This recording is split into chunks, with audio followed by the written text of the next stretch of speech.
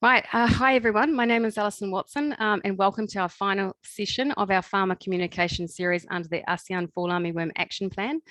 My name is Alison Watson. I'm very pleased to be moderating this session. We have a wonderful range of experts, like usual, that are joining us today. And I also have our fantastic project assistant, Putra Andika, assisting with the workshop. I'll just move my screen. And here is our lineup of our 5 excellent speakers. So the session is going to be very fast-paced again. We've deliberately chosen speakers that give very different perspectives based on real case studies in the field. And our case studies come from examples in Southeast Asia or South Asia. Now, before we start, I just want to run quickly through how you'll interact on the Zoom platform today. It's very easy. The key message really is that we want your questions, and we'll make plenty of time to ask those to our speakers, but please put them in the Q&A box. It really helps us to manage the session. But if you want to share your thoughts, any research links, publications, make general comments, please make these in the chat box. And we really encourage that chat as well.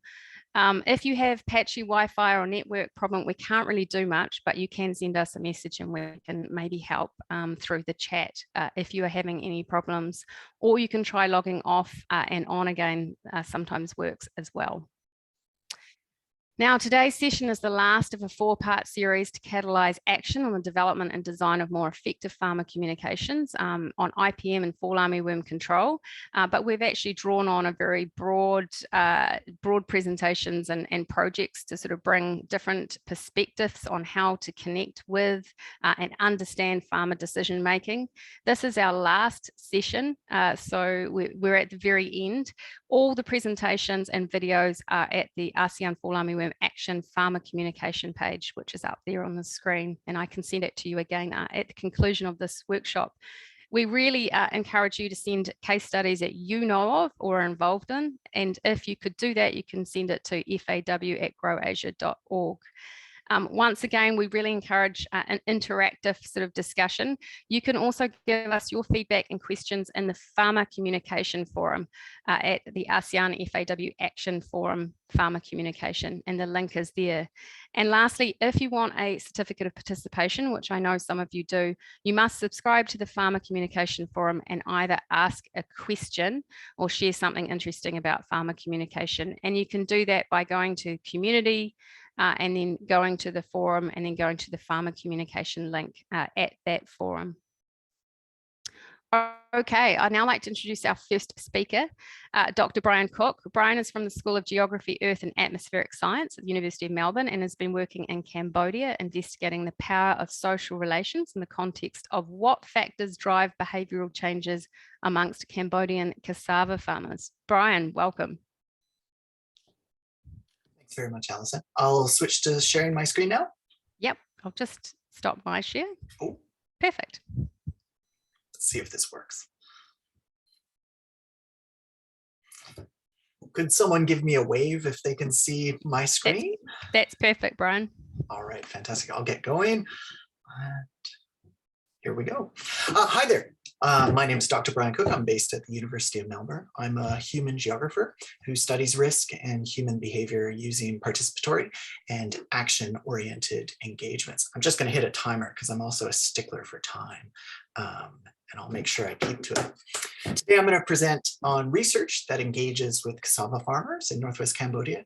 The work explores their decision-making and their uptake or not of agricultural technologies and practices.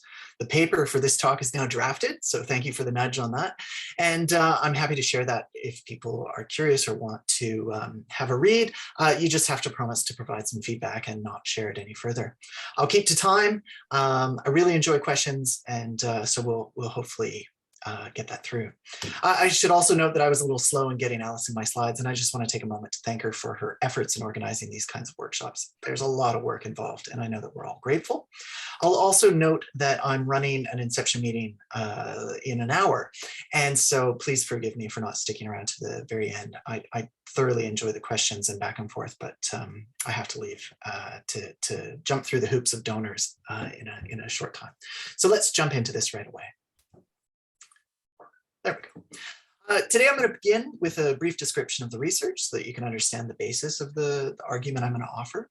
I've relied heavily on excerpts from the interviews with farmers and their households, and each of these are representative views that are drawn from many of the engagements that we've taken over the last 5 years. I'm not going to go through each of the citations during the talk. There's just not enough time, so please kind of skim those as we go.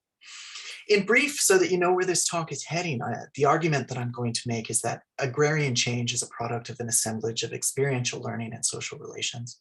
And what I mean by that is that farmers have extremely limited capacity and opportunities to affect change in their lives. Now, no doubt they are adaptive, creative, rational, and highly adept at agricultural transitions, but they are also subject to innumerable and often exploitative relations, which structure their options and their actions.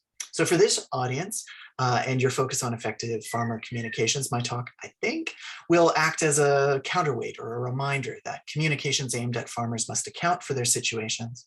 What our research shows is that awareness isn't a problem for these farmers. They are well aware of options and alternatives, and that change is much more a product of opportunity and support.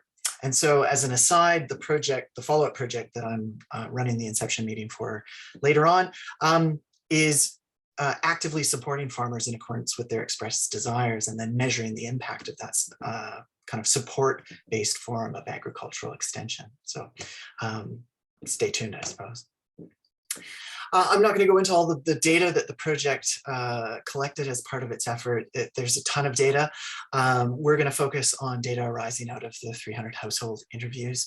I do think it's important that we talk about the theory of change. And I don't want to belabor this next point, though if you're interested, I've written a review paper on the deficit model in communications in the context of climate change, which is open access and linked at the bottom of the slide, as well as a review of agricultural extension, also open access and linked.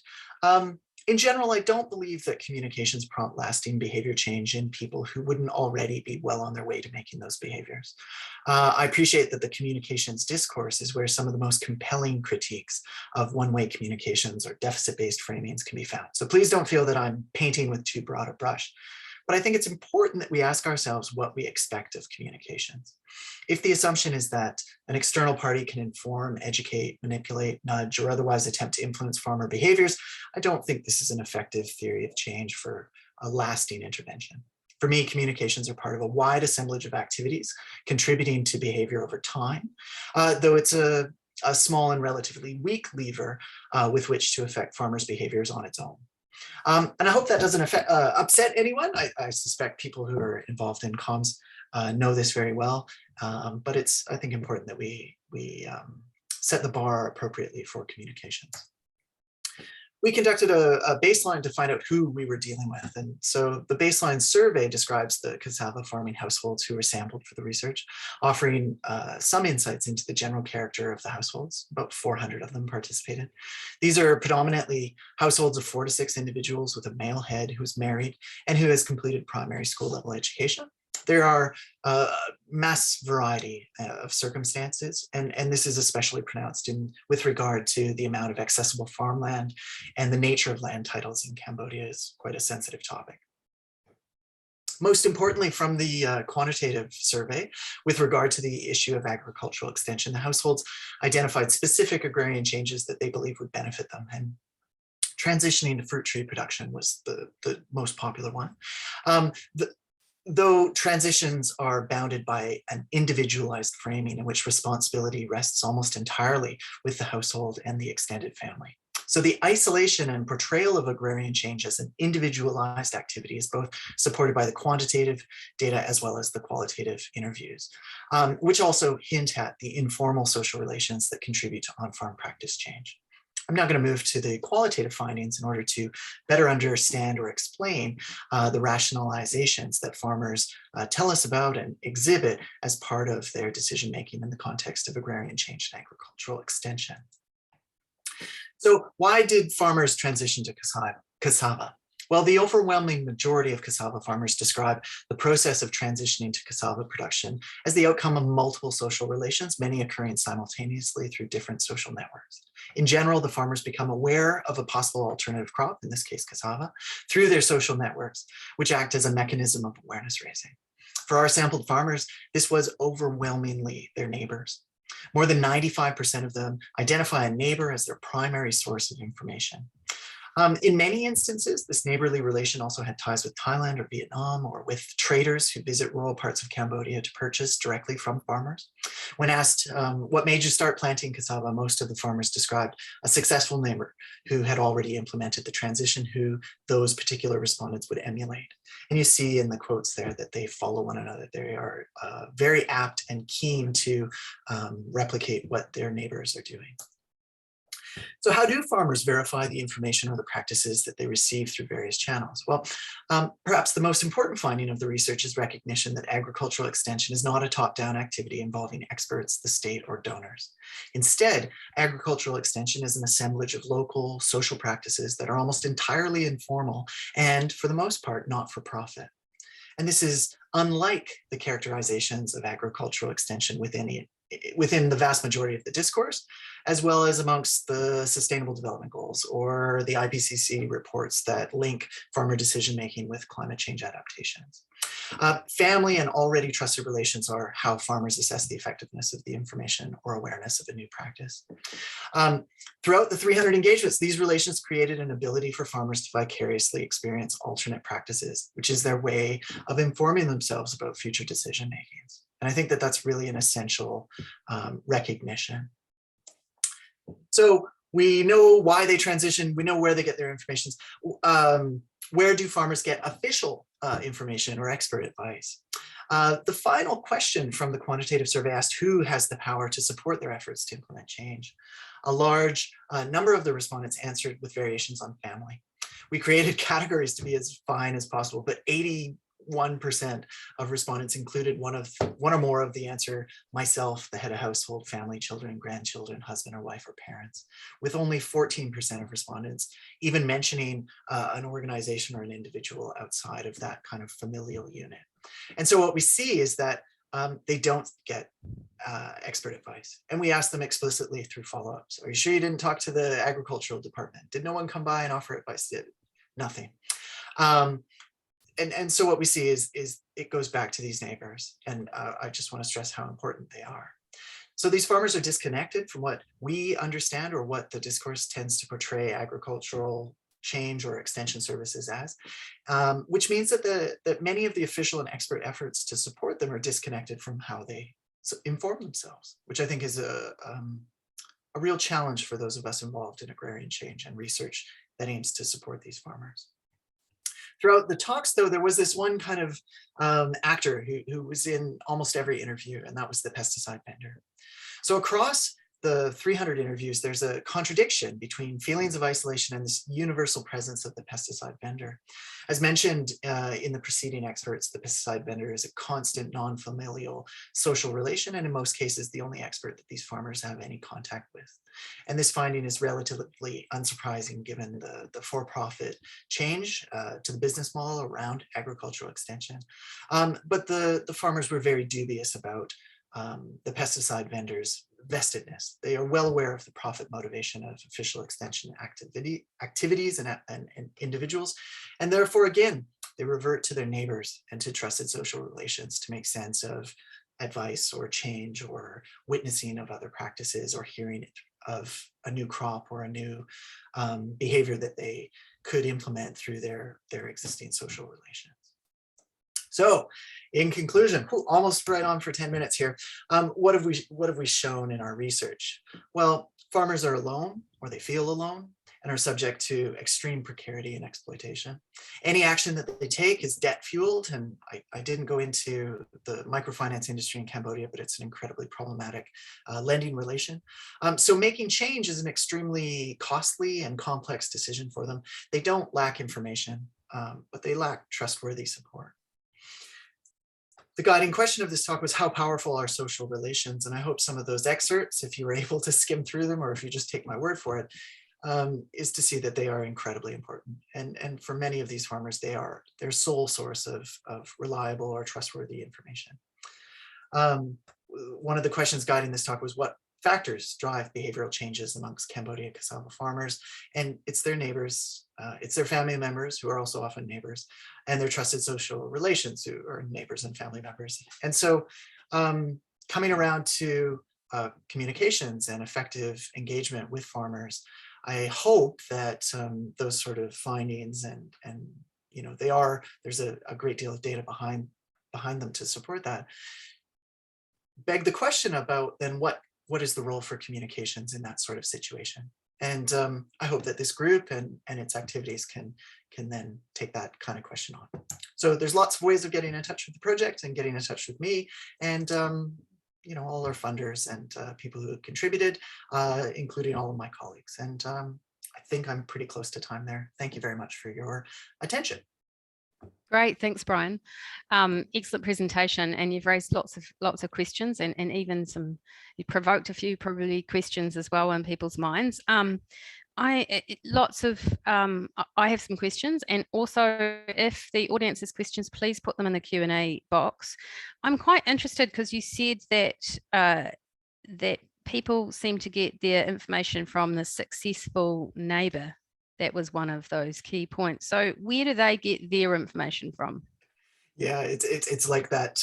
Where does it begin, or how long is a piece of string? Yeah, we get the same story. It's a network, and I think that's the best way of describing this sort of intervention.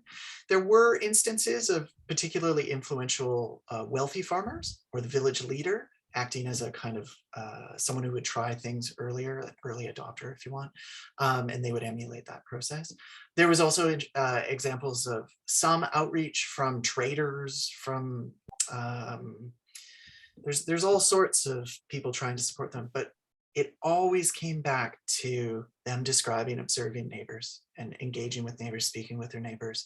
And so, you know, adoption is not this one moment in time where they actually put a new crop in the ground. It's a very extended process that's occurred over sometimes years. And there are many relations that lead up to that.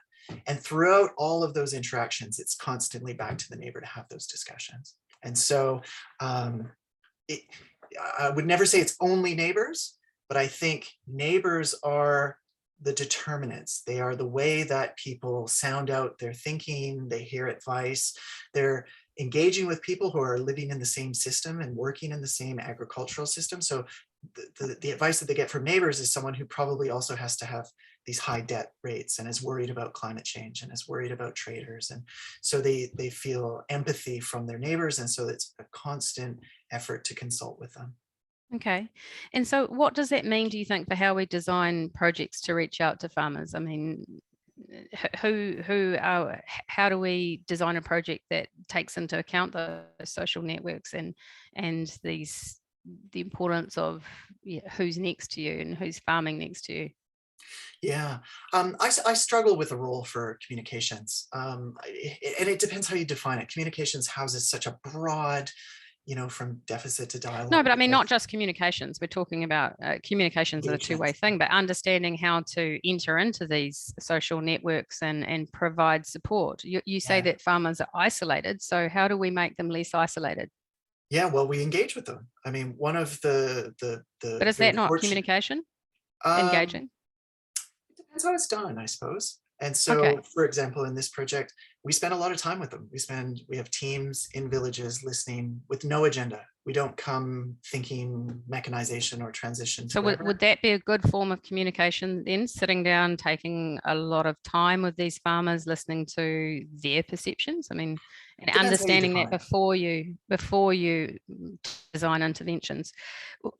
Were your results of this study, I mean, they're similar to the results that you've seen in other studies? I know this has been looked at in the importance of social networks and farmer groups. Have you seen that the same or similar findings? We see some similarities, the importance of those social networks. Does it stand out exactly? The northwest of Cambodia is very difficult because it's undergoing such rapid boom and bust transitions. Yep. So I think what we see there is a very amplified version of what is hinted at in other locations. Yeah, I don't think, it's hard to say. There's a bazillion research bits out there, so I wouldn't want to claim claim too strongly that originality, because I'm sure one of the audience is probably saying this. No, that's okay. No, I was just wondering if there was anything surprising in this Cambodia particular study, because I think all of this is very context dependent, and we'll see that through the other speakers today, that you really have to understand your context, which I think is a really good reason for really communicating well, sort of two-way, understanding what's happening.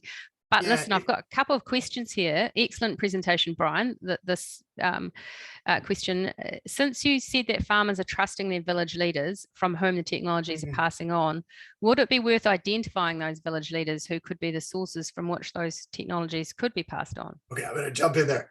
They don't necessarily trust their village leaders. They emulate, they watch, they study, but these are highly imbalanced power relations in these villages. And the village leader is often as dangerous and risky as anyone. I mean, let's appreciate this is post Khmer Rouge. This is a place where there are lingering warlords who were affiliated with those groups, who are now in control of villages. So it's fraught. Those relations are fraught. And people are so precarious and impoverished in many senses, and they are holding on very tightly to the kind of last rungs of the ladder, with the next stop being landlessness or debt bondage into brick kilns, all sorts of awful processes. And so these farmers have to be extremely cautious about who they trust and who they engage with. So would that be a little bit, the leader. So would that be a little bit like the second question here is, what's the main reason they don't listen to experts? Is it because there's a disconnect, or is there a lack of trust? You may have sort of answered that in your last answer.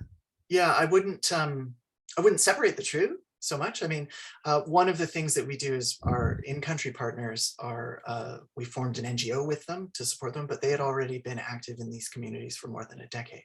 They knew people, they had relationships with them, and they had formed a trusted relationship with them and then worked with us. And so this isn't about, me as a white male, kind of coming from Australia to kind of come into these villages. It's more me working with existing organizations in the area and supporting them and working with them, who are then engaging with farmers. And so I think it's really important that we recognize the need for culturally sensitive people with experience with long-term relationships with these individuals, founded on familiarity and trust. Okay.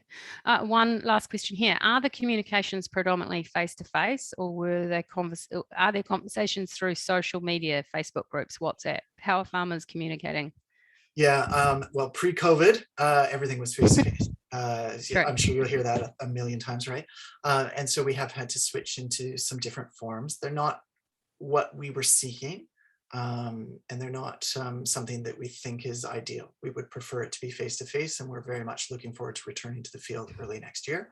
But that's not to say they aren't useful. And I would hate to come across as someone who's anti-comms or something like that. Communications are really a key part of any broad, holistic approach to supporting farmers. It's what we expect of it, which I think I said in the talk. It's we can't rely on the comms to do the hard work of building the relationship. The building of a relationship is that coffee or beer out in a village, hearing about people's lives and really listening and developing support that starts there with what they've told us and what they've asked for, and rather than the opposite. No, that's great, Brian. And I think that's what we've been talking about as part of the series, that it's not just comms as in sending a poster or sending something to tell people what to do. It's actually about communicating with a two-way conversation, really listening to both parties and understanding. And in some cases, many parties, as we'll see from Rica's presentation at the end. Thank you so much, Brian, for joining us. Good luck with your inception meeting today. I know you're carrying on with this project, so all the luck with that. And we'll look forward to hearing how that goes and feedback on it. So thank you very much. Oh, thanks. I appreciate the opportunity to speak to you all. It's great. Thank you. Okay, I'd now like to introduce our next speaker, Laura Kwong. Now, Laura's assured me that this is not directly related to what we're talking about today, but we did really want to bring somebody back to talk about the success of this project. And it was raised in, I think, our second session in July. and it was very interesting, and it was around the design and implementation of a very successful project to encourage people to wear masks, starting off in Bangladesh, called the Norm Project, or Normalizing Mask Wearing Project. So don't be too tough on Laura around extrapolating exactly to our farmer communication on integrated pest management, but we did think it was a really useful project to show you how this was designed and how it resulted in quite a successful outcome. So Laura, welcome. And I'll just say Laura's an assistant professor from the School of Public Health and University of California, so it's quite late over there. So thank you for joining us.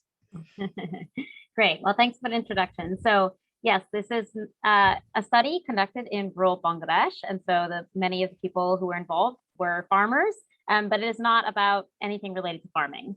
The intervention is different than probably a lot of farming interventions in that it is visible. It is a mask that is on your face, right? So different than what seeds are you putting in the ground, or what machinery, equipment are you using, what strategies are you using for storage. This is right up there in your face. And so it's very obvious to your neighbors what you're doing and what you think, right? Brian was just saying how people get information from their neighbors. That actually requires communication. Here, you just look at someone and you're like, well, they're wearing a mask, so I guess they think it's a good idea, right? So I think I'll save more time for questions, and we'll have more time for links there. So very interdisciplinary study, again, conducted in rural Bangladesh. The main motivations were, we don't have vaccines yet. What can we do in the meantime to reduce the burden of COVID in particularly in South Asia, but in all places that have slower vaccine rollout? So what we did was a very large cluster randomized trial. We had 600 villages, a total of almost 350,000 adults. In 300 villages, we promoted masks. Some of those we promoted surgical masks, and some of them were promoted cloth masks. And we tried a variety of strategies to get people to wear masks. Again, these are strategies that you might consider if you were trying to convince farmers to plant a certain type of seed, or try new technologies, but they might be slightly different because, again, we're looking at a very visible intervention. We also evaluate the effect of these masks on COVID transmission. So why did we work in Bangladesh? As many of you know, it's very densely populated.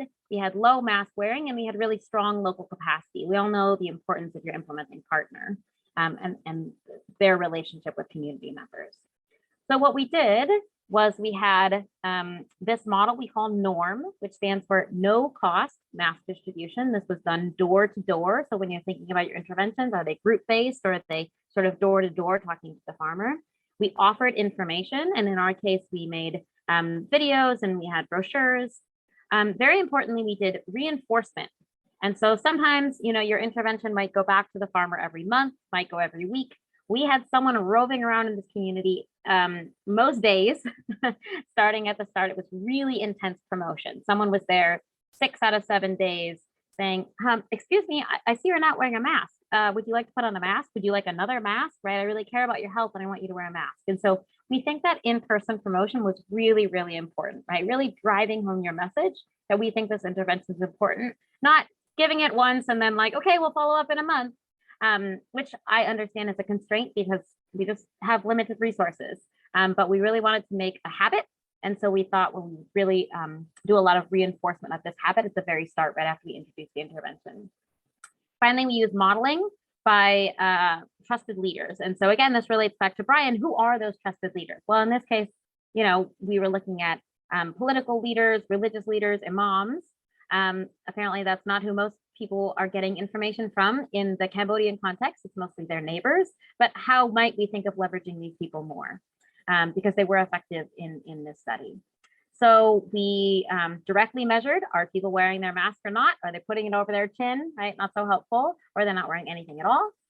We also measured whether or not there was physical distancing, right? That's another concern that WHO and CDC had where at the start was, okay, maybe they'll wear a mask, but then maybe they'll kind of get close to each other because they think that they're very protected.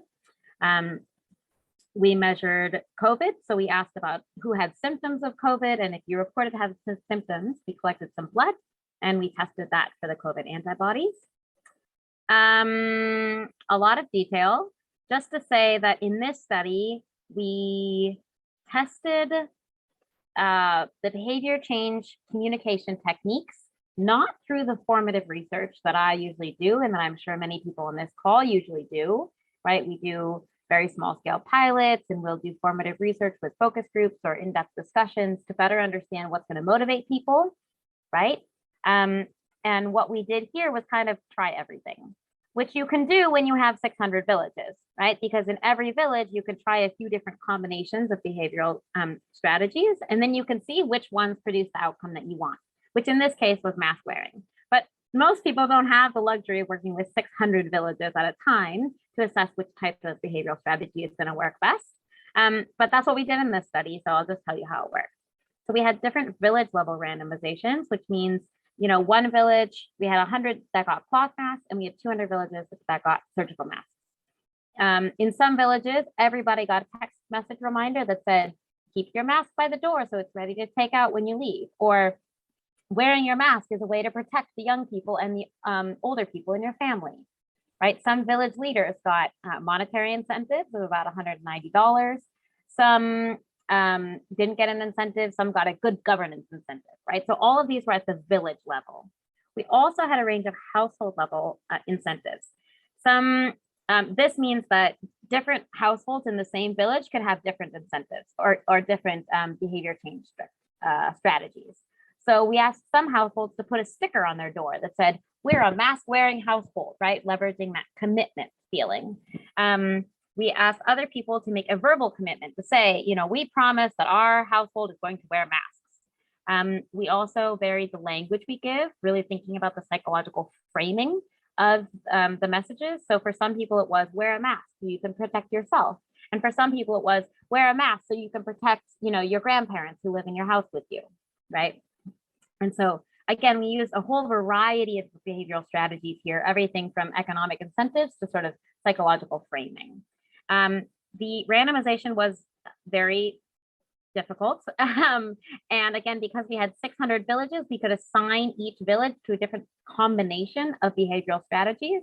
And then we could see which villages were wearing the most masks and which behavioral strategies did they have, right? So the short story is, after we conducted the whole trial in 2021, we did some statistics with the outcome being who is wearing masks and the inputs being, you know, which kind of behavioral mechanisms did they have. And what we found was masks work to prevent COVID. That's great. We were able to increase mask wearing by about 30 percentage points. That means in the control village, we had about 13.4% of people wearing the masks, and in the other treatment villages, it was 43%, right? So that's pretty good if you think about your interventions and really getting a large chunk of the population to start doing the thing that you asked for. 30 percentage points is pretty good. And what we see is that 30 percentage points resulted in a reduction of COVID by about 12%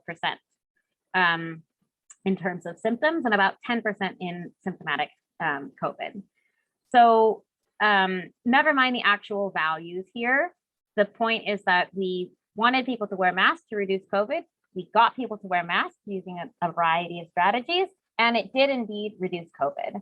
And for the people who are really interested in like COVID itself rather than farmer education here, it's important to know that, right, this is a rural area. Most people's lives are outside, right? They're farmers, they're working in the fields. And so we asked them to put on masks when they were around other people in public. And that is what resulted in this reduction of COVID, right? So it's not just the busy cities or indoor shopping malls where you need to wear a mask, but really it helped even in this rural setting to wear a mask. So the most important parts, mask wearing increased in all of these different locations that we tested it. It persisted over time, which is definitely what we want to see with our interventions, right? We don't want the intervention to stop right when we leave. It was only 8 weeks, and then we checked again at week 10. We also checked about 2 months later, and we still saw that the intervention, people were wearing masks about 10 percentage points more in the treatment villages than the control villages.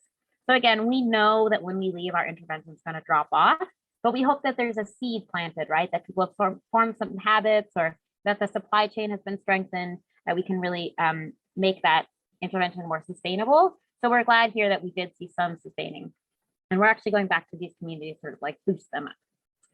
So what we learned, most importantly, is, what's not needed for mask promotion in these settings, right? I'm not saying that when you're doing your farmer promotion, you definitely shouldn't consider any of these and they won't be useful. I'm just saying that in this particular setting where we're looking for an intervention about masks that cover your mouth, these things didn't seem to be effective. They still might be ideas for things for you to try if you've never tried them before, but do some more formative work to see if it would work for your type of intervention. So we looked at having legal sanctions, right? Because we know that in some places masks were required, but when we had the police accompany our promoter, it didn't increase mask wearing.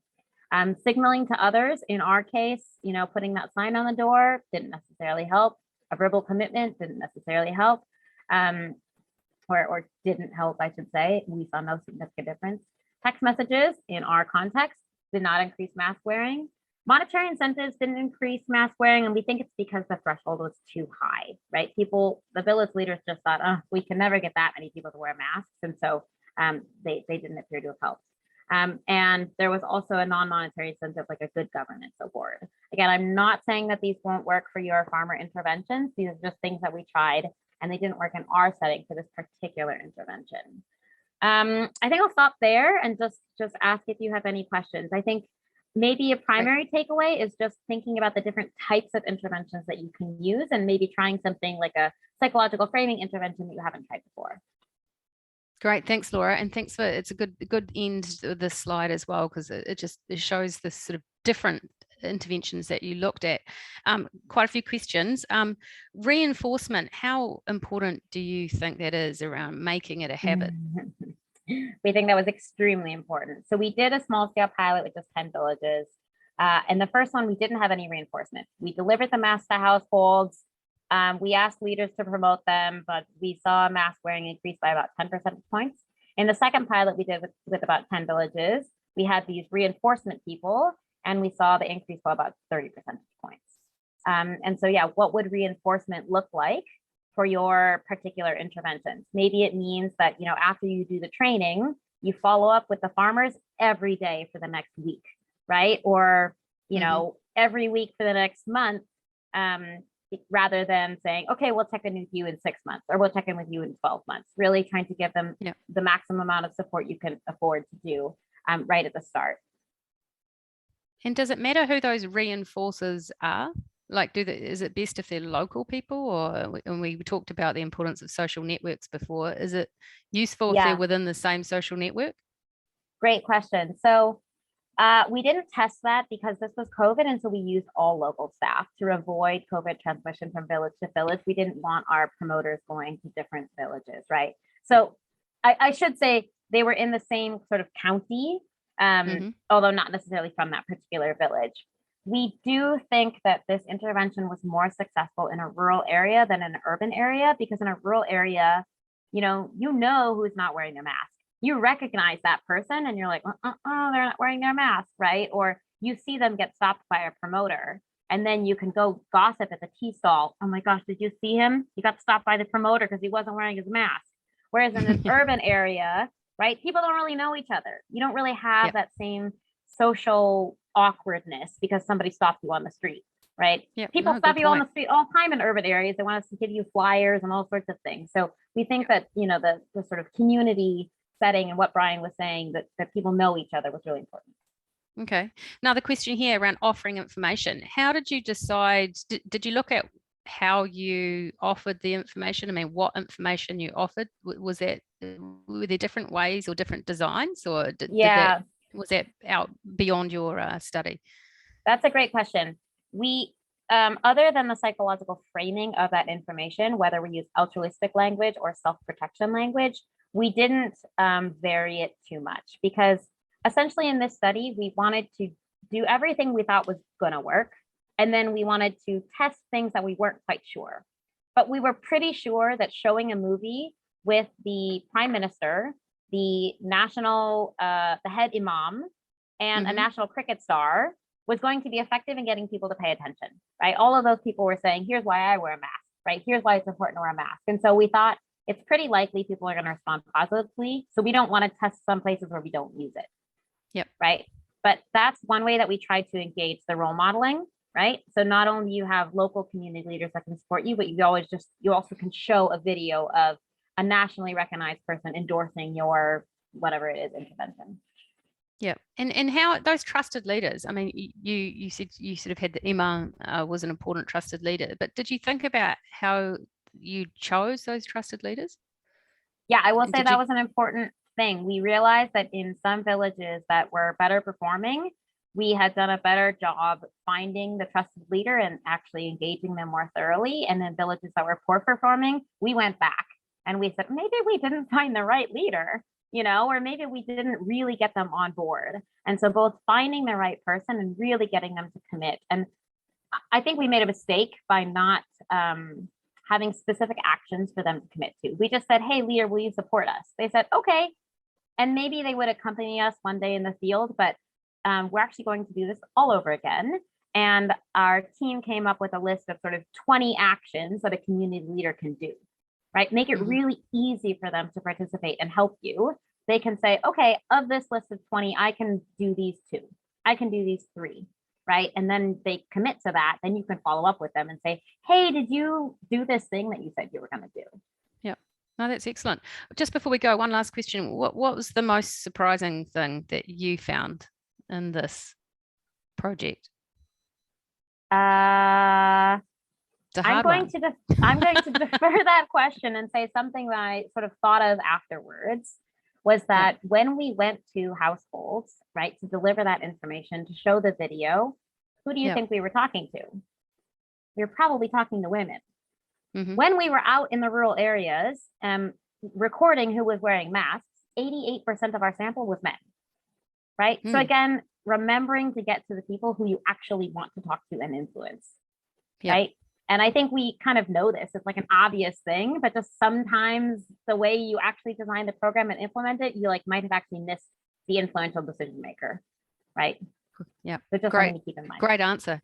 And despite your project being very different, I think actually all those answers there were actually very applicable to our work. So thank you so much, Laura, for joining us. A really interesting project. I always think there's lessons to be learned from projects that are outside the sector that you're dealing with, particularly when you're looking at how to design behavioural sort of projects to change behaviour. So thank you so much for joining us. It was a real pleasure. And it's actually a really good introduction to our next speaker, Rachana Devkota, because she's going to be talking about her work in Nepal, where she was designing pictorial education resources and reaching out to women, and how important it was to design those with the user in mind. So thank you so much, Laura. And Rachana, that's your introduction, and thank you for already loading your presentation. Please start. Welcome. Thank you, Alison. Hi, everyone. I'm Rachana Devkota and basically from Nepal and currently reside in Canada, working as research fellow at University of Ottawa. Today, I'm going to present about a case study from Nepal on how to design effective farmers' pictorial education resources. And today I have I'm going to share the introduction about the research and its methodology, and I'll discuss about result and discussion and finally conclude with the conclusion. And this is the case study from Nepal on evaluating an effectiveness of picture-based agricultural extension lesson, which was developed using participatory testing and editing methods among the smallholder women farmers in Nepal. And this research was part of the IRRI funded project, which was a Canadian organization. And the project name was Nepal Terrace Farmers and Sustainable Agriculture Kits. In short, we used to call SAP. And one of the main objectives of the project was to reduce the workload of women by testing and disseminating small-scale technologies and its associated information. For that purpose, Sustainable Agriculture Kits concept was launched, which was like a collection of the low-cost menu of tools, materials, seed, and practice. And these practices were explained by using the picture-based lesson for illiterate women and many farmers, especially in Nepal, focusing on Nepal. And this book was created by agriculture professor Manish Raijada, and the graphic artist Lisa Smith from University of Guelph, Canada. And this is the outer cover of the book, picture book.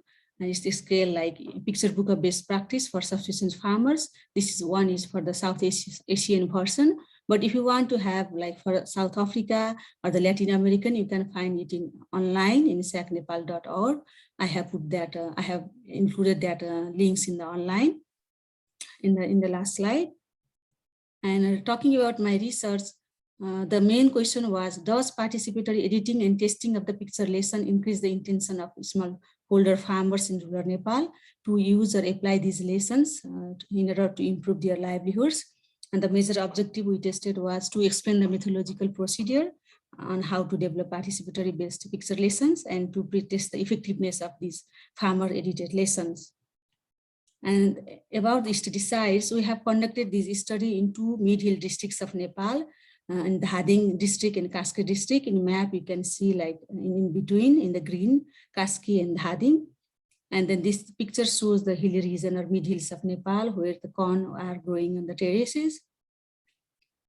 And while talking about this research, we have conducted this research in 3 phases. In the first phase, picture lesson was developed in 2015. And in second phases, the participatory editing was done. And in third phases, field testing of those participatory editing pictures were done.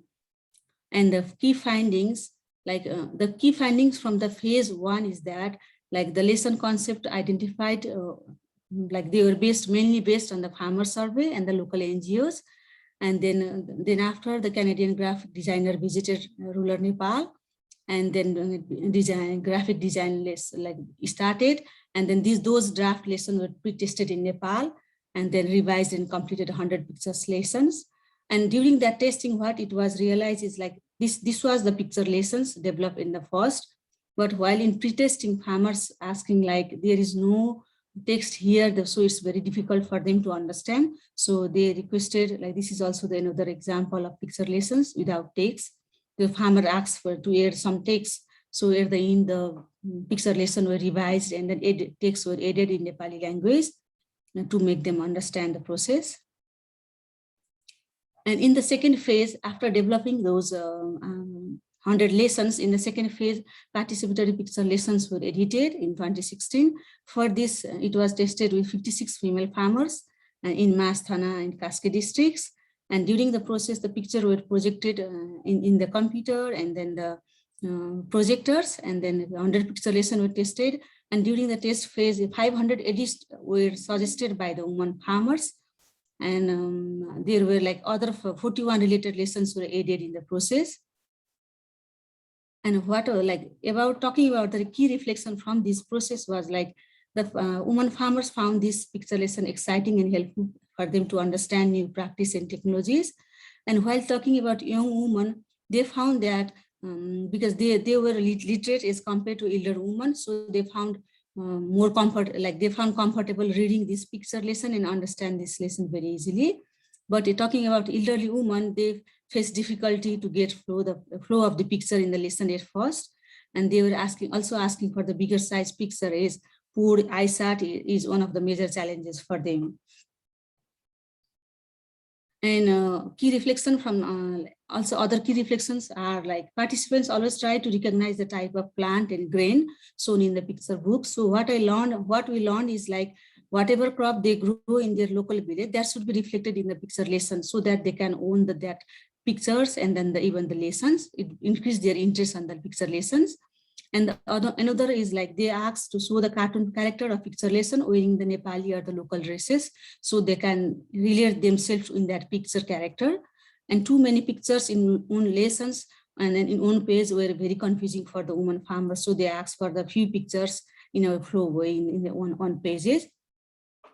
And we further discussed like what are the 3 major reasons for liking the pictures lesson among these women and men farmers. And they were like the pictures were attractive, artistic, and beautiful words were used. So which is also the consistency with the other previous study. And they said like another key factor for liking the picture lesson was subject matter provided in the booklet, which was previously also noted by other researchers. And then the layout of the booklet was another reason they like it. And other study also shows that the font size and type trigger encoding the retrieval process that supports learning, comprehension, and remembering, which was also similar to our finding. And in the third phase, after editing those pictures, like in third phase, we did the field testing in 2017 and 2018. For that, out of 141 picture lesson, 20 highest priority lessons were selected by the farmers and extension worker. And these were printed as a booklet and distributed to Nepali farmer, extension worker, and scientists into Mid-Hill district of Nepal. And then after 5 months of distribution, data were collected with the 2 groups of Nepali women and men farmers, like altogether 180. We categorize this group as a control group and test group. Control group where they were never see these picture lessons beforehand, and the test group were like they also practice these technologies while they received this picture book. In this way, we collected data from 180 farmers. And we also collected the data from the stakeholders, like 25 Nepali extension workers and scientists working with the smallholder farmers in Nepal. And the data shows like the field test, from the field testing, the data shows that while we asked, did you understand the given picture lessons among farmers? They said like, yes. The picture said the yes percentage, it shows like most of them understand the pictures. It's around like more than 80% for all. And if you talk about the control farmers and the test farmer, it is also higher. And then the researcher team was surprised by farmers' understanding because it's more than 80% for all cases. And we again further run the nominal association test to understand between the understanding of the lessons and the farmers' socio-demographic parameters. It shows that gender, age, caste, and education did not significantly affect or associate with the understanding of the majority of the lessons. And then further we discussed like how useful did you find the picture booklets? And most of the farmers, they said like they understand, they found it useful. As compared to control farmers, the test farmer found it more useful. And then if we further ask like, is this the right communication or approach or extension method for low literacy women farmers in rural Nepal? And then most of the farmers, like more than 85% farmers, they mentions like, is the right approach or right communication approach for the low literacy women farmers in rural Nepal. And we also further asked like, who did the SAC picture book the most in your home? And then it's surprisingly, it shows that young female and the adult female, which are shown in blue and in black, they were using this, like reading the picture book at home. It also showed that children less than 15 years old, they are also like shown in the light green here. They are also supporting their mom to read and understand the lessons, which has like interesting findings as compared to the other research. And we also discussed like which media do you prefer for agriculture communications? And they said like radio, local news, local TVs, and then the picture lessons, picture books. They were the 3 major media they prefer for communications for extension purpose. And how much would you pay for the SACS picture booklet? Because we asked like they said they like it, they will gonna use it. Then we just make to sure by asking the price thing. And most of they said like they are willing to pay less than $1 if you see in the dark blue area. They said, and some are saying like they done free of cost, because if it is available free of cost, then that will be good for them. And we further asked like, what would be the major 3 required facilitating condition to use or apply these picture lessons in the future? And they said like, there should be a relevant lessons included in the picture book. And then it should be easy to understand. And they should have a regular interaction and follow up from somebody like extension agents or other organization working in the same area. And it should be low cost and it should be easily available. And we also discussed this SACS picture lessons and its like benefit with the stakeholders, and the stakeholders perceive that it is helpful for the smallholder women and men farmers in less developing countries like Nepal. And they mentioned that the required conditions should be like the communication, follow-up should be there from some extension agents, and then there should be availability, like distribution and low cost there should be there. And then the farmers should have some kind of literacy to read, and they have to have a habit of like reading at home, and no advanced ICT should be available. And then visible literacy should also be there because it should match with the local culture and it should be easy to understand, which is most or less similar with the perception with the farmers. And we further asked like, what are the challenges associated with the use of picture method in less developed countries? They said like the availability is the major challenges, because even though the picture lessons were published by different organizations, but they were not easily available at the local level. And it's difficult to adapt due to complicated pictures and then complicated message. And they're also difficult to adapt because there are lots of choices available. So they are getting difficulty to make a choice. And they also say like the farmer literacy should be there, like they are not developed place. So they show the less preference, and so they need to develop the reading habit. And they also mention like it's a passive tools and farmers want to interact with each other.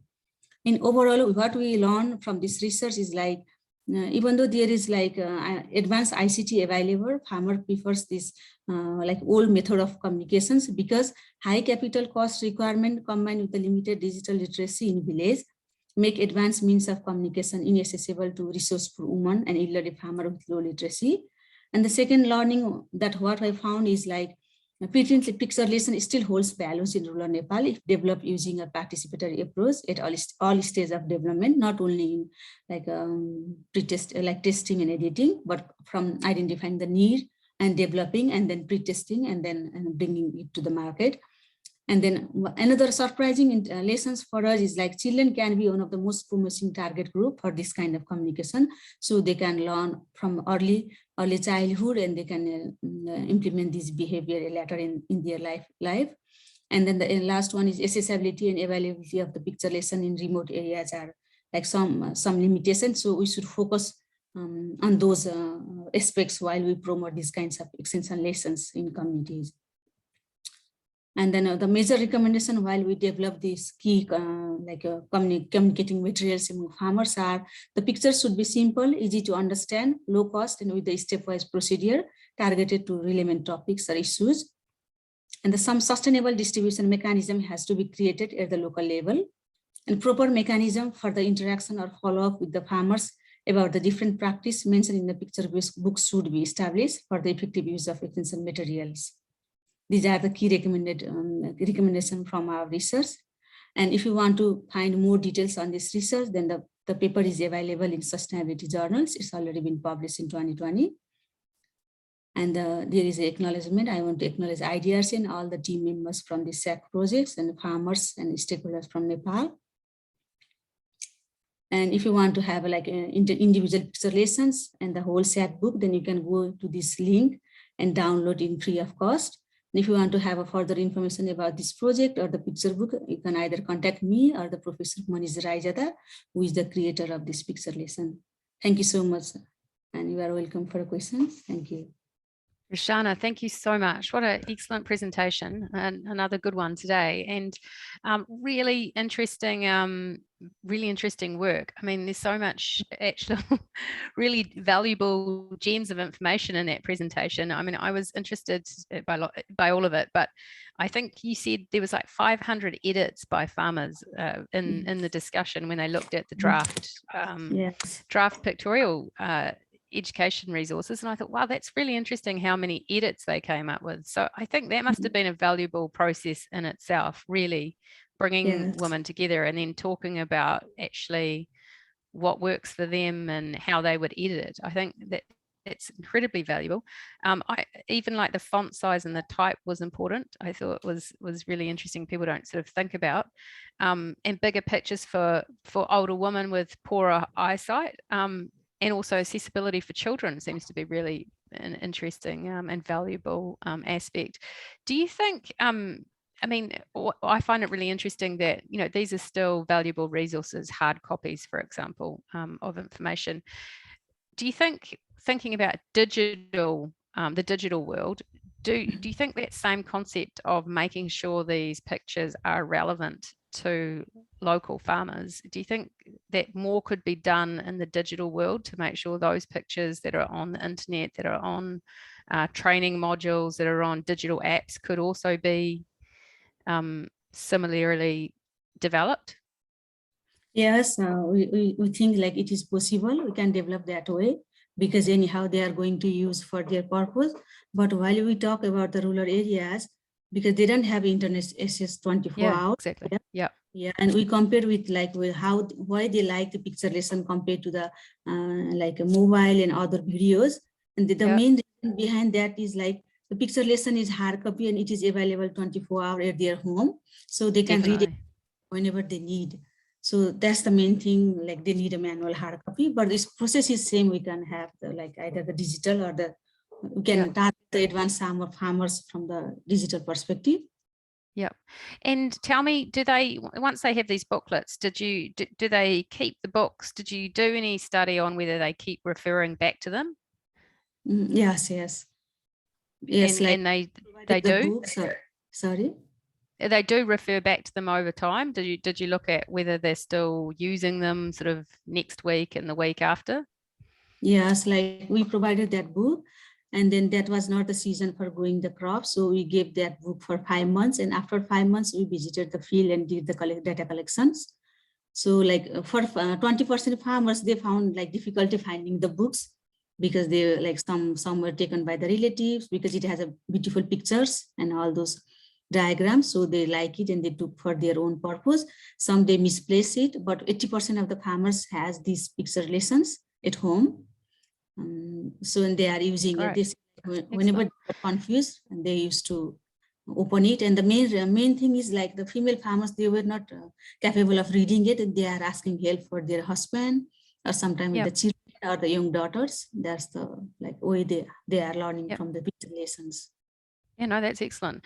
And were there any pictures that didn't work that you tried that, you know, in that discussion with farmers when they did the edits? I'm interested to know what they thought didn't work. Like, were there examples? There was a 3 picture lessons on breeding, on maize breeding techniques, like how to pollinate and do the maize breeding on their own for the farmers. It was like the breeding process was very complicated, so farmer didn't want to look on that process. So say like they don't want to do it, like they don't want reading on the paper. They want someone to teach them in the field, so they want to learn it. So the main lesson from this one is like they want the process simply described and for the easy way. If it is complicated, they are not ready to going to read and then practice in the field. So that's the one major learning for us. And another is like there are lots of illiterate women and men farmers in the rural village of Nepal, and around 25% respondent, they were not ready to touch the book. They said like, I never touched book in my lifetime, so I don't want to touch that one. I feel scared of it. So like very difficult for me, a kind of barrier. So we also realize like there is a psychological barrier with them, and they need some kind of person, extension person or agents or social motivator to motivate them to have a look and then learn from it. Yep, excellent. And you only gave instructions on like positive things that they could be doing in the field. Did you talk about instructions around what not to do?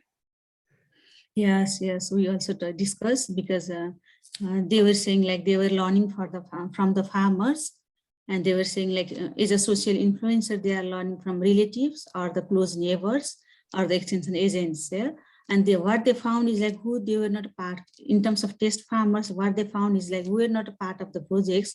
They were making them discouraged to use those kind of technologies, like those kind of picture lessons. So we first decide by themselves like whether they want to use it or not. Another thing is like if you talk about the technologies or the making IPM kind of like a biological pesticide or some kind of thing, then they were like mixing those practice with their own practice and whatever, and then they have a bad results, like their crop were dying or plants were dying and some kind of thing. So we said like lessons were pre-tested before and in terms of scientific way. So you just should believe this like the amount and then the procedure and then follow in the field. No? Otherwise, you may have a wrong result in the field. That's how we suggested, but they didn't listen. That's the thing. So just before we go, I mean, were there any just in your discussions with the group of women farmers, for example, were there leaders that stood out that seemed to encourage others to adopt the behavior, or did you find that it was just generically everyone was part of the group? Were there any that stood out as sort of early adopters? No, we also did like as a part of this research, we also did a study on the social pressure, peer pressure. And what we found is like if the role model, a kind of social motivator or the community leaders or the political leaders or the extension agent, they were using it and promoting it, then the farmers are getting influence in using it. If in the person who has a lower background or who has no power or hierarchy in the society, then they are not listening to that person. So we found that there is also the power and other hierarchy issues while we promoting these kind of things. Excellent. Oh, thank you so much, Rachana. Brilliant presentation, really interesting work and very applicable for across Southeast Asia as well, around how do we design communication resources and how do we communicate and design those with the farmers involved, and particularly to reach out to women. And we just had that reminder as well from Laura before at the end of hers around making sure that we are understanding who we're talking to and reaching out to the different members of the community. So thank you so much. Lots of great information packed in there, so I'm sure there will be interest for your presentation too afterwards. And just to remind everyone, we will share all the presentations, so don't worry, you will have time to go back. So thank you very much, Rachana, for joining us. Good luck with your work. Yeah, thank you so much, Alison. It's my pleasure to be here. Thank you all. Oh, thank you. Thank you very much. And now I'd like to introduce our next speaker today, who's the wonderful Dr. Fay Rola-Rubzen from the University of Western Australia. And she brings with her a huge amount of experience from being involved in many projects across Asia. Currently, Fay's working on the Farmer Behaviour Insights project in India with smallholder farmers, and she's going to be explaining the power of behavioural economics to help explain farmer behaviour. Welcome, Fay. And you just need to, yep. Thanks, Alison. I'm just trying to get It's my coming. screen. Do you have the? No, it's not quite going into the big format at the moment. Is it in the presenter view? Oh, there we go. Perfect. Perfect. Yeah, thank you very much. Good morning, good evening, good afternoon, everyone, wherever you are. Because I understand from Laura that we have, audience from all over the world. So I hope you're all well. So as Alison said, my name is Fay Rola-Rubzen. I am from the Center for Agricultural Economics and Development at the University of Western Australia here in Perth, Australia. So my topic today, which is on why do some farmers adopt new technologies while others don't, is actually based on our project, an ACR project, Australian Center for International Agricultural Research project. And as the title would suggest, we are also looking at behavior similar to what other presenters are doing today. So let me just start my presentation by quoting a very famous person who most of you would know, probably, particularly our Bangladeshi colleagues. So he was the founder of Grameen Bank and a Nobel Peace Prize winner, Muhammad Yunus. And he actually said that poverty does not belong in civilized human society. Its proper place is in a museum. So that's by Professor Muhammad Yunus. So poverty has really been a scourge in many nations, and that's why it has been a target of many governments around the world, not just in Asia. Yet, despite all the efforts, massive investment in poverty reduction, there's still large pockets of poverty that exist around the world. And many of these very poor people live in South Asia, particularly in India, in Bangladesh, and Nepal. And of course, most of the poor, as well, as we're all familiar with, are located in rural areas and are smallholder farmers.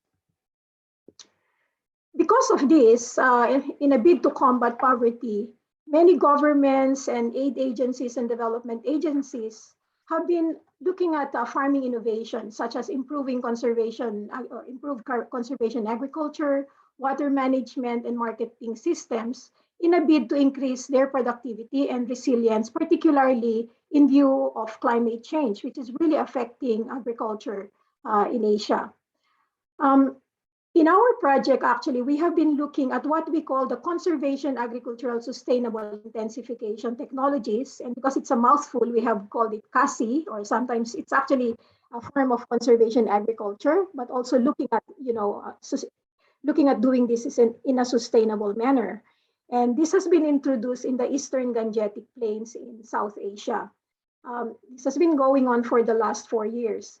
However, what we have noticed is that despite the success of field experiments, the adoption of CASI outside the project sites is really quite low. And actually, there are some studies that have been done, and approximately around 3%, slightly over 3% of the cultivated area in the eastern Gangetic Plains of India are in partial, zero tillage. It's one form of CASI. So why is this so? If it's actually promising, why are farmers not taking it up? So normally, when we look at adoption, the conventional approach is that we assume that farmers, of course, are rational. And if they are rational, if it actually will benefit them, they will actually also adopt it. But how is it that, despite all these promising results, farmers, even at the peripheral of the sides of the project area, they are still not taking up the technology? Why? So one of the reasons that actually became, sort of like obvious to us, and there have been some discussions about this between researchers, is that they have noticed that humans do not always act rationally. And I guess even us, as consumers, for example, we do not always act based on money, on the economic benefits, because we are actually emotional. Human beings are emotional, and we easily are distracted by many things. So this raises the question on whether neoclassical economic theory alone can actually explain why farmers are adapting or not adapting a technology. So in our project, we applied behavioral economics, what I call BE, or behavioral science, to understand farmer decision-making in the adoption of conservation agricultural-based sustainable intensification technologies. So just briefly, what is behavioral economics? So behavioral economics is a method of economic analysis that applies psychological insights into human behavior to explain decision-making. And many of the previous presenters also used that. Laura, for example, had very big experiment on this, really excellent study on COVID and the take-up of masks. So our study is actually a small, much smaller scale than Laura's study, but we are looking at farmers in the eastern Gangetic Plains of South Asia. So how do we apply, behavioral economics to try and nudge farmers to improve their adoption? And when I say improve adoption, what I mean is to make adoption faster and greater. So if there is a component of the system, rather than just farmers adopting a small component, they look at, adopting different, the entire package, or if not the entire package, as much of the package as can be. So how do you change behavior? There are many potential influencers of behavioral change. And once again, my co-speakers have already alluded to some of them. For example, the messenger. So we are heavily influenced by who communicates the message. So if you get somebody who is a successful other farmers would listen more to them, rather than if somebody they do not know, or a farmer who has not been successful would actually promote the technology. Also, we as individuals, we respond usually to incentives, and it's the same with farmers. So if there are some incentives, logically we would think, or theory says that they would respond to that. The other things, for example, would be pre-commitments. So if somebody says, and I think Laura mentioned this, so if somebody says that I will do this, of course, especially if you declare that in public, it is so embarrassing if you don't do it, because people will hold you accountable. So, these are some of the tools or strategies that can be used to promote behavioral change. So in our project, we actually were testing many of these, but the ones I'm going to present are only on two of these behavioral change. It's the incentives and commitments. Well, let me just talk briefly about what our project is all about. So the project, as I mentioned, is in South Asia. It's in 3 countries, India, Bangladesh, and Nepal, and it's funded by ACR. So we actually have a multidisciplinary team comprised of economists, psychologists, sociologists, agronomists, and we also have, of course, the agriculturists, the conservation agriculture specialists. We have econometricians and statisticians. So the objective of our project, or objectives of our project, are first to determine whether behavioral economics can provide additional insights into adoption decisions of farmhouses in the AGP. And the reason behind this is, of course, we want actually to make adoption more effective. and then to identify what are those specific behaviors and bottlenecks that would lead to adoption or constrain adoption. And then based on this knowledge, we then design experiments, behavioral experiments, embedding those behavioral insights to test which of them would be effective and in what conditions would they be effective. So we use mixed methods approach. We use quantitative as well as qualitative. And also we look at the literature prior to doing the study. And what I'll be discussing briefly here is just very briefly, because it's quite a large, we have also a report on this and currently writing some papers and submitted some papers to journals. And so I'm just presenting a small component in the interest of time. But if anyone is interested, I'll be happy to share our reports and some of the published papers. So for qualitative study, we had focus group discussions and also key informant interviews. And for the quantitative component, we have 7 behavioral experiments that are ongoing at the moment. And to actually measure the effectiveness of some of those behavioral experiments, we then have an impact evaluation. So we have a baseline and an end line. And then we will actually also do some case studies to actually dig deeper into why this is so. The results are so. So just coming to the results, in terms of the qualitative results, we have 2 research questions we wanted to answer.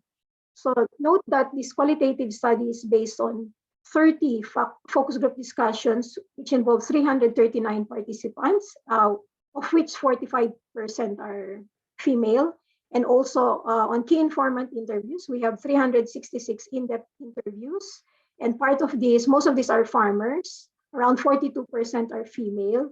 And we have around 23 that are service providers, because we had to work with service providers in terms of the conservation agriculture machinery. I'm not sure how many of you know what a conservation agriculture is, but this involves, for example, zero till or minimum tillage. So there are some machineries that are being used here. And in some cases, the farmers cannot purchase their own machinery, so they have to use service providers. This is the reason why we also included service providers. So what we have found out is that, yes, definitely behavioral economics can provide additional insights. And we found that, of course, economics is important. They will not adopt it if it's not economically beneficial for them. But apart from this, there are also non-economic factors such as psychological, social, cultural, religious, cognitive limitations, which are critical when farmers make the decisions. So for example, what their neighbors think would influence their adoption. So I did not include some of the qualitative comments here, but one example is that sometimes, some of the women we interviewed said they don't want to adopt, or they wanted to adopt kasi, but they are not adopting because their father-in-law said that it won't work. And so they don't want to create, a dissonance in the family, so they are not adopting. Or some farmers say they wanted to try it, but then they're embarrassed because the neighbors are saying that, they are not good farmers because with zero tillage, you just leave the stubble on the ground. And so they think that they are not good farmers. They don't clean their plots. So all of these, things have psychological effect on them, which prevents them from adopting the technology. The second research question that we looked at is what specific behaviors and bottlenecks are leading to or constraining the adoption. And here we found a lot of behavioral theories that influence adoption. For example, status quo bias. It's very difficult sometimes to change behavior of farmers because they tend to stick to what their conventional practice is, because they're used to that. They say generations of my family have been using this and it's giving us income, so we don't want to change. The other thing is also, for example, decision inertia. So there's procrastination. I want to try it, but somehow something is stopping them. And this happens to all of us. Sometimes we procrastinate in making especially big decisions. And then there's also the loss aversion. They do not like the idea of losing. So if they're already happy with this, why would they change? Why change something that's working? And a big factor is the socio-cultural norms and beliefs. But on the positive side, altruistic behavior, for example, concern for the environment will make them adapt. If we promote the technology as good for the environment, then they tend to adapt. But there's, as I mentioned, the social influence as well, like the influence of neighbors, what neighbors would think that could actually be a positive or negative. Because if the neighbor promoted it, say, yes, it's good, most likely they are also going to try it. But if the neighbor is actually criticizing them, then that will be a hindrance for the adoption. So having found out from the qualitative studies some of the behavioral insights, what we have done is to design some experiments to embed these. So as I mentioned, we have 7 experiments, but what I'm going to present is the West Bengal India case study, where what we have done is we tested pre-commitment and micro-incentives. And the objective is we wanted to find out whether pre-commitment will increase adoption of CASI in India, in West Bengal, and also will it be sufficient? Is pre-commitment enough to nudge farmers to adopt, or do we need to add micro-incentives as well? So when I say pre-commitment, this is actually a method of self-control or strategy that someone can use, an agent, let's say an extension person or researchers like us who are trying or testing this, where we restrict the choices of the decision maker, or in this case, the farmer. But this is done through them making a commitment, either privately, but usually publicly. It can be formal or informal, formal via written contract, or just talking to a public, just mentioning it in public that, yes, I will try the technology, making a public oral commitment, pre-commitment. And the micro incentives are really just small rewards given out on a per behavior basis. And this can be monetary through, giving them prize money, which happened, I think, in the experiment, one of the experiments that Laura presented, where they offered some cash incentives. Or it could also be through discounts, which is what we did in our experiment. So we offered them discounts.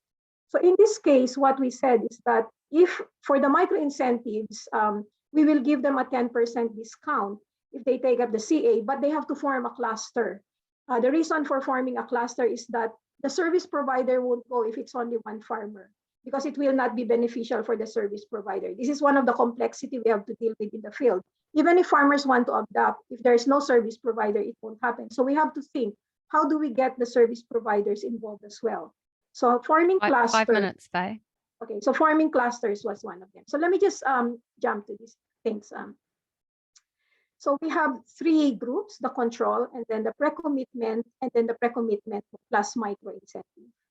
And let me just jump. These are some of the tools we had. So we had the contract, signed contract. We also have videos and the leaflets. So our control, actually, all we did was just have to show them and talk about what conservation agriculture. But for the treatment one, we had them to sign the contract. And for treatment 2, it's actually the contract plus the information, plus the incentive. And this is what we found out. By doing that, when we actually tested the different groups, there is an increase in the number of farmers who pre-committed. But there is a higher increase for treatment 2, which is the pre-commitment plus micro-incentives. I'll just go through this very quickly. In terms of land adoption, in other words, this is the intensity. Then once again, there's higher in the pre-commitment, which is this last bar graph here. Pre-commitment with micro-incentive, treatment 2, compared to the just the pre-commitment itself. We tested for difference in differences, because one could argue that your treatment group might be higher adoption already in the first place. So to control for that, we did difference in difference method. And we found that there is no significant difference between the control and treatment 1, but there is a significant difference between the control and treatment 2. So this is actually, so as you can see here, for this first group, it's not significant, but for the second group, it is actually significant. So, but the other thing as well is that the stated and revealed. So we asked them, are you going to have adoption? All of them increased in treatment 1 and treatment 2. However, when you look at the revealed is actually lower than the actual stated. So for some people or researchers who are just asking the stated, we have to be very careful, because what they say may not necessarily be what they do. So I think it's also important to look at what they do as well. So once again, this is demonstrated here. With the stated, it's 87.33% for treatment 2, but for the revealed, it's only 68.67, but still an increase.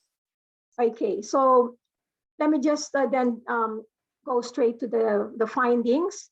So what we have found is that between the two treatment groups, pre-commitment with micro-incentives significantly increased the CA land allocation or intensity of adoption. But when we compare the stated versus revealed, pre-commitment without micro-incentive had significantly lower revealed than the actual stated. And pre-commitment may increase the stated land area of farms allocated for CA. However, without micro-incentive, it will not likely result to higher adoption. Thus, micro-incentive is an important feature in pre-commitment nudges to increase adoption. Okay, so in conclusion, pre-commitment alone may not significantly increase CA adoption, but if you combine that with micro-incentive, then there is a significant change in adoption. So therefore, micro-incentive can be an effective nudge in combination with a pre-commitment for CA adoption in South Asia. So future work that still needs to be done. As I mentioned, this is a pilot study. It's very small. So we actually need to, hopefully be able to roll this out. And that was the plan, but COVID hit. So we were sort of stuck by COVID. But there are other experiments that we are doing to overcome cognitive limitation. For example, testing different methods of extension, framing video messages positively or negatively, and also using herd behavior and gender lens, and also using competition and text messaging reminders. And we also have a big experiment of 1,500 testing for text messaging reminders in terms of adoption of customers. So finally, as we have experience here, adoption is really a complex process, but behavioral economics seems promising in improving adoption. So it can potentially be a tool for increasing adoption, increasing income, and reducing poverty. But the thing that we noted is that nudging can be powerful, but there are ethical issues, as I'm sure some of you who are engaged in this research know. So we actually have to practice the do not harm principle. In other words, if you want to promote something, a technology, we have to make sure that it's really going to be beneficial to farmers and not harm them. Because if not, imagine we nudge them, and if they do, then that would be terrible if we are actually decreasing their welfare. Finally, we need deeper understanding if we are applying, behavioral economics to improve adoption and make poverty history, and hence, meet Muhammad Yunus' vision, which I'm sure many of us here passionately share, of confining poverty to a museum. Thank you very much. Thank you very much, Fay. And we've gone a little bit over time, so I'm going to ask you some quick fire questions. Okay. Very interesting and great to see the research results so far, and also really interesting to see on the previous page just the research that you will be looking at as well, which is a lot of interest to us around whether text messages work or videos or different ways to connect with different people. Extremely interesting.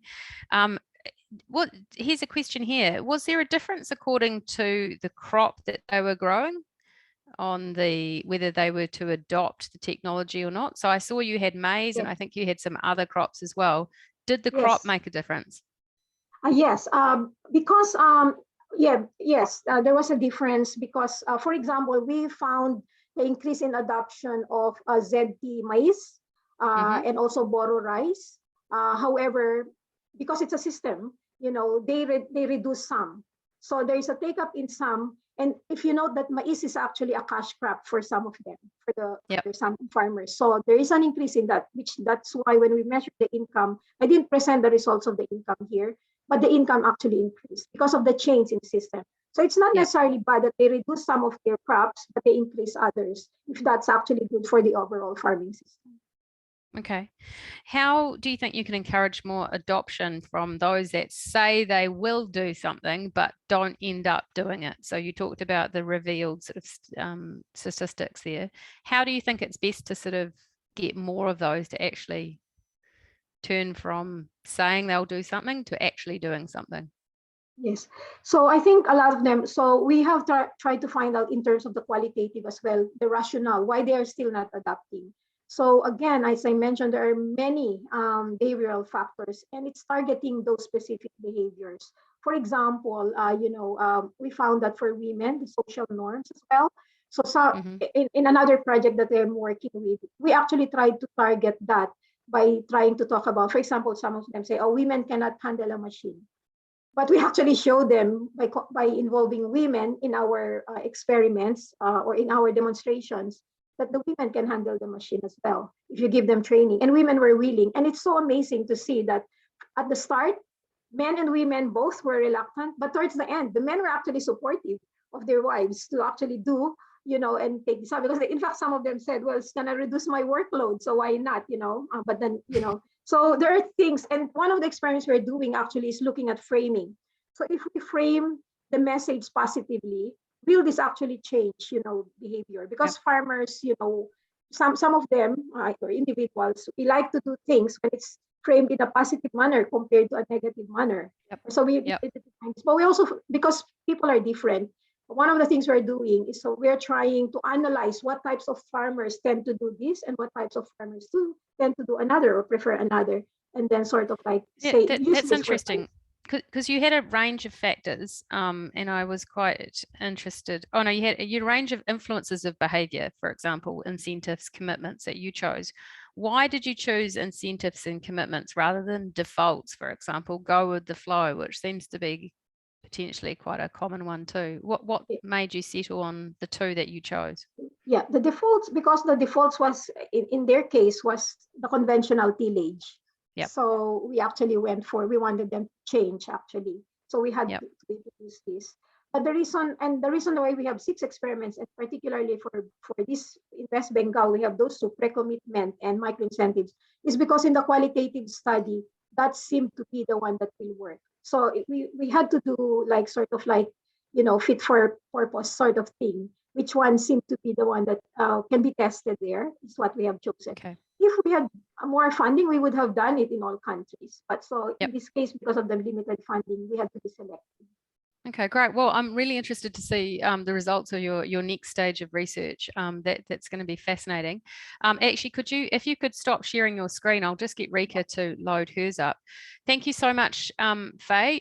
You really, really interesting, really quite difficult questions you're trying to ask there and solve.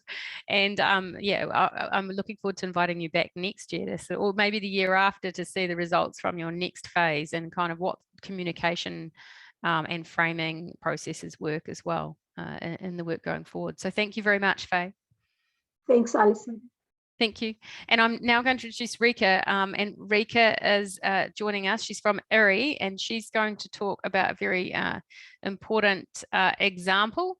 And this is really interesting because it's going to be around how we can catalyze the widespread adoption of farmer best management practices, what we've just been talking about, but actually use a successful case study of the adoption of best management practices amongst farmers in the Mekong Delta. So Rica, welcome. And Fay, you can turn your video off now if you would like, or you can keep it on. We love seeing you. So good day, everybody, and good evening to those in the other side of the world. Thank you for joining our webinar. As Alison mentioned, I'm talking about the use of a policy mechanism as a way to catalyze adoption. And I just want to confirm, Alison. No, you're not on your big. No, you're not on the big screen. So if you could just enlarge it. Let me just try.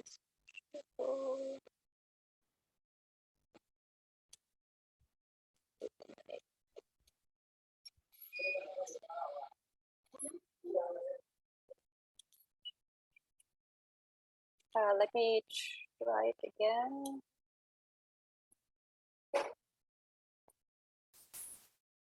Did that work?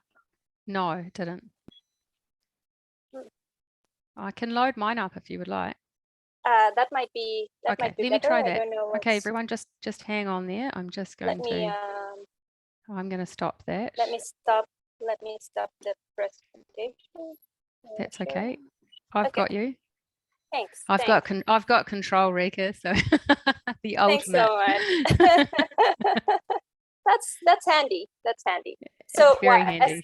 As the talk is loading, I just want to preface this with the idea that a lot of the projects really use as an outcome targeting policy, because policy is a useful tool to generate widespread knowledge, and also bringing it to attention of different stakeholders and not only farmers. So that's why this case was interesting for us, because it was a case where there was in Vietnam a national uptake of a package of best management practices. Next slide, please. And in this package, there's, of course, the government, but there are also other players, particularly in the private sector. And I'm going to talk more closely about the mechanisms that created a sort of synergy around the way that this package of 1 must do 5 reductions got spread out to the farmers. Next slide, please. Let me give this caveat at the beginning. So then we think of once it gets to the policy, it will surely spread, but it's not always the case. They say the devil is in the details. The mechanisms of each policy are different, and the way that different stakeholders adjust to those mechanisms and take on board those mechanisms and create their own also supports the scaling of the technology. And that's what I will discuss in a couple more minutes. Next slide, please. So a brief introduction on 1 must do 5 reductions. It is best management practices for rice. So across the different production activities in rice, and it has 1 must do, which is use good seeds, and then reduce a lot of things. Reduce seed rate, reduce your fertilizer, particularly your nitrogen application, because in the Mekong Delta in Vietnam, it wasn't as much needed. Reduce your insecticide, if possible, no application of insecticides or no application within the first 40 days. Reduce your fungicides, reduce your water use, and reduce your post-harvest losses. So all this were taken up in one package that the government decided on. Next slide, please. I think you may have heard from earlier sessions about 3 reductions, 3 gains, which is a campaign to also promote sustainable practices in Vietnam. And it was quite successful some years ago. And this campaign and this packaging of best management practices, the 1M5R, was built on that. But it was also built on adaptive research. And I will not talk so much about that. The other speakers really talked about engaging with the farmers, finding ways in which men and women and other types of farmers, whether they're poor or rich farmers, landed, etc., how they benefit from it, and having the cycles of learning. So I will not talk so much about that. Next slide, please. The 1 must do 5 reductions, magically, in my presentation, was quite well adopted. It's by 2020, more than 100,000 of farmers were adopting it, and this is not just said they adopted, they really monitored for it. And these are the figures. And when we did an independent survey looking at those practices, there was quite a high uptake of the different components of the 1M5R. So that was good. What brought that along? Next slide, please. There was just Rica, just could you just turn yes? your camera off? The connection's a little bit difficult Okay. every so often. Okay, great. Okay, sure. So there was indeed a strong communication strategy, and this was really learning together with the different partners in Vietnam, also with the different farmers and end users, but also a high-profile rollout, and that's also not my focus of the presentation. So I will move on the next slide. I will look at what were the policies that worked to bring out 1M5R.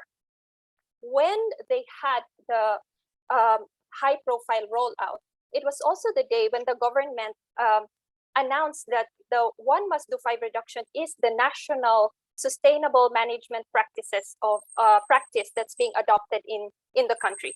And having that announcement also enabled a government infrastructure all the way from the top ministry to, say, a regional level crop protection department, all the way to sub level, which was reaching out to the communes in the district. And in this government infrastructure, there were people who could provide extension and training. There were people who could do monitoring. And yes, this may not be such an extensive infrastructure compared to the number of farmers that are in the Mekong River Delta, but that was very useful as a base for what the other policies needed and what the other stakeholders needed. There was also at the same time another government initiative, which was the Small Farmers Large Fields. This was also another policy, but the aim was basically to allow the farmers to group together, to coordinate their production, and then to market better.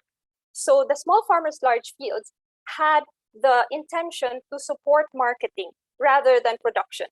But because they wanted to market in high quality or in a market that was looking at sustainably produced rice, the farmers also got training on 1M5R, and they used 1M5R as a base for those groups that were producing for the Small Farmers Large Fields. Another government policy that also came about during that time was the Good Agricultural Practice, the VietGAP certification. This is a mechanism that also came about because Vietnam realized that they can sell sustainably produced rice at a higher quality market rather than just the normal international market. So they were encouraging certification. Later on, Sustainable Rice Platform certification was also adopted. But basically, these certification mechanisms had a different set of checklists. But they used the 1M5R as a base to train the farmers. This is at the bottom of everything that you need to do, change this one. And then it will be easier for you to pass the certification, whether it's VietGAP or SRP certification. So this also came with mechanisms to monitor the farmers, to check their production, and then to link them to the market, who will provide a price premium for their produce. Another big government program was the Sustainable Agricultural Transformation Project. And this project was looking more at not only the farmers and the farmer groups producing sustainably, but also what about the industries? What about the service sector? And it involved banks, it involved machinery providers, it involved millers. And all of these sectors could get some grants from the government to be able to reach their own targets towards sustainable agricultural transformation. And where this is crucial was the BNSAT project used the 1M5R as a training tool for the farmers to have sustainable transformation. But Fay mentioned the importance of incentives. Indeed, this project also provided incentives in that a group of farmers, say 500 in one cooperative, they would be trained on 1M5R. But if they reach a set adoption target of those lists in the 1M5R, they would then be able to access a grant from the government of at most $400,000 per cooperative.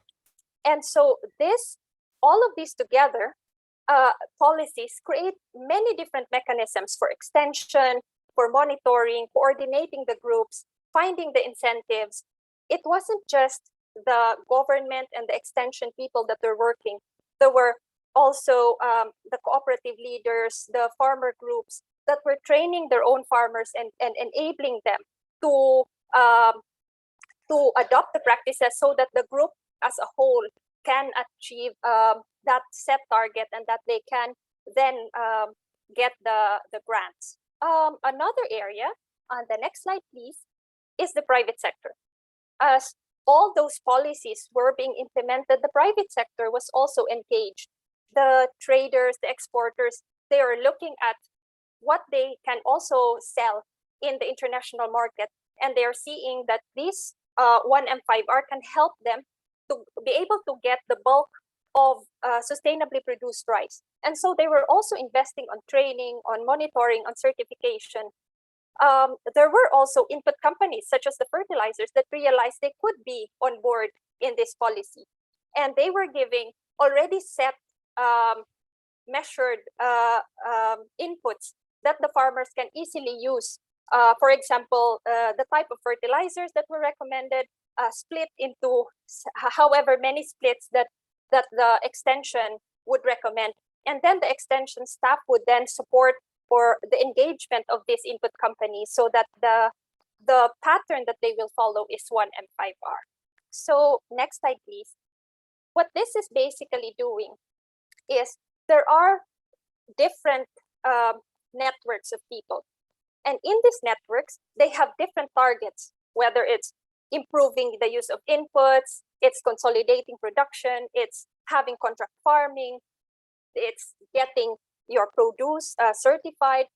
But there were many overlaps in this, the focus of the different stakeholders. And underlying all that, they use the 1M5R as a tool to ensure that the farmers have or are learning the ways in which they can achieve those the focus, or whether it's they can achieve the certification or they can get the contract and they can sell together. So there was an alignment of these different social technical systems and the different incentives that were provided by the stakeholders were able to ride on to the spread of 1+2+5 reductions. So lastly, in conclusion, it is that alignment that helped to spread 1+2+5 reduction. And what I wanted to say here is that it's not just because there was policy uptake, there was simply a push of the technology down the line, and then farmers adopted it. Actually, there are many aligned initiatives. Both the public and the private sector created their own incentive mechanisms, and they also have their own focus, their own targets that were aligned to 1+2+5 reductions. Because of that, there should also be a caveat in terms of policy mechanisms that there will be diverging interests. Maybe some input companies are not just interested in reducing inputs. Maybe they're also interested in selling the inputs, selling more expensive inputs. So there will be those diverging interests that the farmers or the groups have to manage. But I want to reiterate what Fay was presenting earlier on incentive mechanisms. And what I want to say here is that it's not only the incentive mechanisms for the farmers, it's also incentive mechanisms that goes at the group level. It's also incentive from the traders, also perhaps incentives from the service providers. So there are many different stakeholders that have these incentives, and that becomes crucial to enable that mechanism that will either check the farmers, that will promote the knowledge, promote the practice to the farmers. And that said, thank you for this opportunity to share. If you would like more, this is published in this link. Thank you Alison? so much. Thank you so much, Rica. Excellent presentation as always, and lots to think about there. And it's really interesting having a project that has been successful and that has really involved all those stakeholder groups. A couple of questions, we're running out of time, but I really want to ask you a few questions. The small farmers, large fields concept, I mean, I think that's quite interesting. Do you think this can be, or is it being applied to the adoption of other technology, for example, drones for smallholder farmers? Do you think that idea of, I guess, bringing smallholder farmers together, but looking at how to drive technology adoption across a larger scale, is that being looked at, do you know? Well, that was mentioned by Loktroy. One of the, in doing this study, I interviewed different stakeholders, and one of the stakeholders I interviewed was Loktroy, which is an importer company, an international company that also does contracts. And aside from the 1M5R, they're also providing machinery services. And to reduce the seed rate, they also lend their own seeders. And that's how they can tell the farmers that don't worry, just reduce the seed rate so you can reach the target. But you also use this machine. It enables you to seed in rows. And so the service was also there alongside the practice of 1 must do 5 reduction. Okay, so it was sort of integrated within the sort of program, was it? With the LOCTRI, with their sort of program, because LOCTRI also has like 90,000 farmers that they reach in 1 season. So it's quite a big program from the private sector. Yep.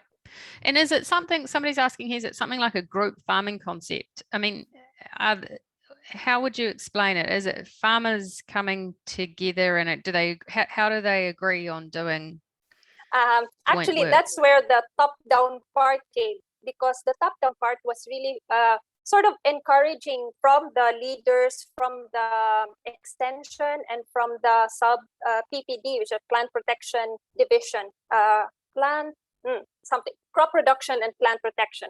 And they would then select the nearby plots, and would be consolidated, and they would encourage the farmer to form group so that the group coordinates the production. So you don't just plant by yourself whenever you want. You basically get that support to know when to start, and then you start as a group. You get services as a group. You might get inputs from say contract farmer or a contract trader, and they will provide the inputs already measured according to your area, and that's what you can use over the season. Okay, a question here: how do you best compromise or manage those diverging interests? For example, a company that just wants to sell a lot more of their produce. How did they cope with that management of those interests? I guess in the 1 must do 5 reductions. I mean, obviously some of those reductions are reducing some things that companies are selling. Yes. How is that best managed? That is really where the sub PPD, the government office, and the extension played a very big role. If you look at this diagram, the diagram where there was overlaps, at the center of that is the sub PPD. They are really the ones who are managing the interactions between the private companies and also the farmer cooperatives. And the private companies, they can sell. And yes, there are some incentives around buying their product, but there also is a sort of a neutral body that's provided by the government. So that's important. Okay, that's interesting. And one last question before we go, and we will finish on time today, everyone, because I'm going to be very quick in the summary, but very quickly, Rica, what's the importance of lead farmers or some farmers within those communities at being the first to adopt technology? Actually, we're very key in terms of coordinating the group, but also spreading the knowledge and then monitoring their other farmers. Because I can imagine that not all the 500 farmers in one cooperative will be monitored by the extension person. There's probably limited reach for that. But it is those other farmers that are clearly looking at the group should be able to get that grant or to be able to reach that set adoption target. So those farmers help to monitor the others. And I think that's also not just knowledge, but also monitoring and helping the other farmers. Excellent. Thank you. That's a good place to leave it. And thank you so much, Rica, for joining us again. Really interesting case study and lots to think about there around the organisation of farmers and the role of government and all the other stakeholders, which I think bringing all those stakeholders together and looking to align socio-technical systems and their interest underscores the needs for a food systems approach. So that was my takeaway at the end of this summary that I quickly made for everyone. But I think also reflecting back on all the speakers today, it's really important to listen to farmers and understand their reality. And Brian gave a very good starting presentation around that, and all the other speakers have mentioned that. Social relations are really important, and understanding the range of incentives and nudges and all those other influences of behaviour is critical for effective implementation, but really highly contextual as well. So it's worth remembering that these incentives and other nudges and behavioural influences are really different for different people and communities. So do your homework in the field, I think, is one of the key takeaways. Adoption is a really complex process. It's also sometimes non-linear. So we had a lot of speakers talking about that complexity, and what we often say that we will do doesn't always translate into action into the field. So what are the ways that we can help and support farmers actually adopt new behaviour? Really interesting, important topic. I think Rachana gave an excellent presentation which underlined the need to really develop resources that work for those that are using them. So find out what works for them in their day-to-day living and working environment and consider a range of communication styles. So that's my very brief summary. It doesn't do justice to the wonderful presentations, but I'd like to thank all the speakers today. I'd like to thank all the participants today. It's our last session as part of this communication workshop series. They can all be found, all the presentations and videos, on our farmer communication page. It's been wonderful to highlight some of these really interesting and critical pieces of work with you all, and I've really enjoyed the series and all the presenters that have participated in across the whole 6 months. So that brings me to an end. I'd like to thank Putra as well for helping out in this session and other sessions. Thank you to the speakers today. Thank you all, and please keep safe and healthy, and I look forward to seeing you in the future. Thank you very much.